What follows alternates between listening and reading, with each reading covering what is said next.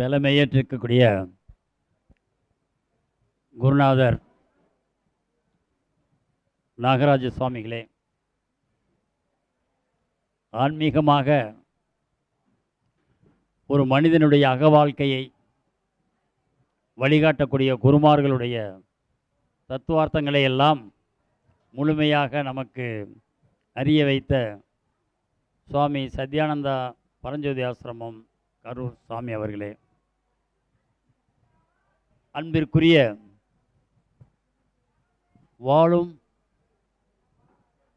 மாணிக்க வாசகராக திருவண்ணாமலை மக்களிடையே வாழ்ந்து கொண்டிருக்கக்கூடிய அன்பர் சிவகுமார் அவர்களே, பெருமைக்குரிய இந்த நிகழ்விடை இந்த இடத்தில் நம்மையெல்லாம் ஒருங்கிணைத்து அகத்தை தேடுவதற்கு குரு வழிபாடு என்பதை நமக்கு போதிப்பதற்கு ஒரு வழிவகையினை உருவாக்கிய சுவாமி ஜெயராம் குருஜி அவர்களே,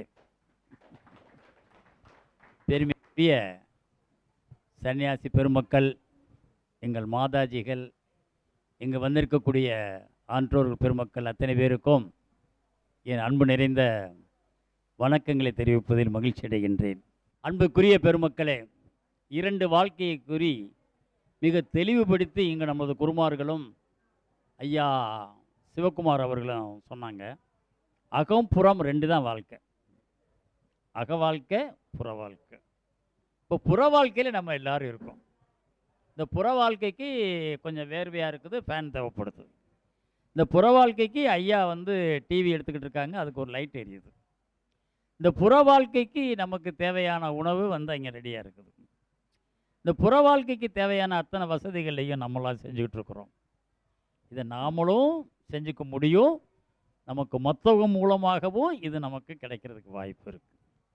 இந்த புற வாழ்க்கைக்கு நாம் வேணுங்கிறதையெல்லாம் அறிந்து கொள்வதற்கு நேற்றுக்கு ஒரு பெரிய தர்க்கம் நடந்தது. எனக்கும் ஐயா சிவகுமாருக்கும் அவங்களுடைய இடத்துல ஒரு பெரிய தர்க்கம் நடந்தது. யாரெல்லாம் குருநாதர்,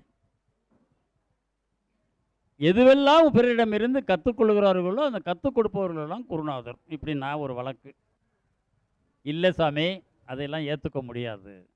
புற வாழ்க்கையை நம் வாழ்கின்ற வாழ்க்கைக்கு தேவையானவர்களை கற்றுக் கொடுப்பவர்கள் எல்லாம் ஆசான்கள் தான், ஆசிரியர்கள் தான். அவர்களை குருநாதர்களாக ஏற்றுக்க முடியாது. குருநாதர்கள் அக வாழ்க்கையில் இருக்கக்கூடிய இறைவனை தேடுவதற்கான வழியை காட்டக்கூடியவர்கள், மிக உயர்ந்த நிலையில் இருப்பவர்கள் குருநாதர்கள். அவருடைய தர்க்கம் இதை பேசி ஓரளவு நேசாக சீண்டி விட்டேன். அங்கேருந்து என்னெல்லாம் வருதுன்னு பார்த்தா அது பாட்டில் கடல் மாதிரி வந்துக்கிட்டே இருக்குது. நேற்றுக்கு ஒரு 5 மணி நேரம் அவங்களுடைய லாட்ஜ், அது கீழே இருக்கக்கூடிய ஒரு பெரிய ஹால் என்னன்னாக்கா மாணிக்க வாசகருடைய கோயிலாக இருக்குது. ஒவ்வொரு ஞாயிற்றுக்கிழமையும் 60 பேர் 70 பேர் 100 பேர் இங்கே வர்றாங்க. திருவாசகம் முற்றோதலை அவங்க பண்ணுறாங்க. அந்த முற்றோதல் திருவாசகத்துக்கான விளக்கங்களை ஐயா சொல்லிக்கிட்டு இருக்காரு. அத்தனை பேருக்கும் உணவு கொடுத்து மாலை வரைக்கும் ஒரு ஆரத்தி முடித்து அவர் அனுப்பிச்சிக்கிட்டு இருக்கார். ஒவ்வொரு ஞாயிற்றுக்கிழமையும் சன்னதியில் ராஜகோபுரத்துக்கு எதிர்த்தார் போலக்கூடிய வீதியில் சரவணா லாட்ஜு, அவருடைய சொந்தமான லாட்ஜு, அதில் நடத்திக்கிட்டு இருக்கார். எத்தனை பேருக்கு இது வரும்? எத்தனை பேருக்கு இதில் சிந்தனை வரும்? மற்ற நாட்களும் இருந்தாலும் மேலே மேனேஜர் இருப்பான், அவன் புக்கிங்லாம் பார்த்துக்குருவான். கீழே இவருடைய வேலை என்னன்னு கேட்டிங்கன்னா, யாருக்கெல்லாம் திருவாசகத்தில் சந்தேகம் இருக்குதோ அவங்கள உட்கார வச்சு தெளிவுபடுத்தி பொருள் கூறி விளக்கங்கள் கொடுத்து ஒரு பணியை அவங்க செஞ்சுக்கிட்டு இருக்காங்க. அப்போ தான் எனக்கு ஒன்று வந்தது. திருவாரூரில் ஜெயராம் ஐயான்னு ஒருத்தர் இருக்கார்.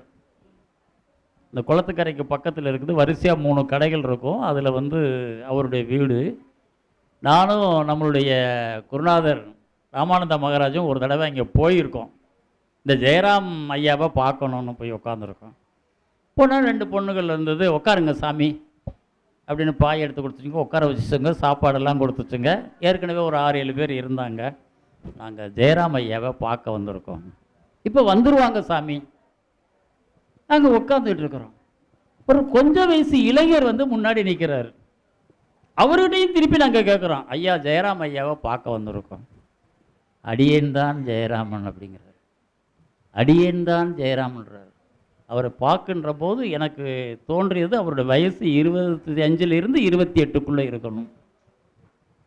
அவருடைய பணி என்பதனால் யாரெல்லாம் சிவனடியார்கள் அந்த இடத்துக்கு வருகிறார்களோ அவர்களை தங்க வைப்பது, உணவு கொடுப்பது, எத்தனை நாட்கள் தங்கினாலும் அவர்களுக்கு வேணுங்கிற வசதிகள் எல்லாம் பண்ணி கொடுப்பது அவருடைய பணியாக செய்து கொண்டு இருக்கிறார்கள். அதற்கு அடுத்தாற்போல் என்னுடைய வாழ்க்கையில் சந்தித்தது ஐயா அவர்களை நான் சந்திக்கிறேன். நான் பெரிய பணி செஞ்சிட்டு இருக்காங்க. கடந்த ஒரு 3 வருடங்களாக எனக்கு இந்த கிடைத்த ஒரு தொடர்பு, அவரிடமிருந்து நான் அறிந்து கொள்வது நிறைய இருக்கு.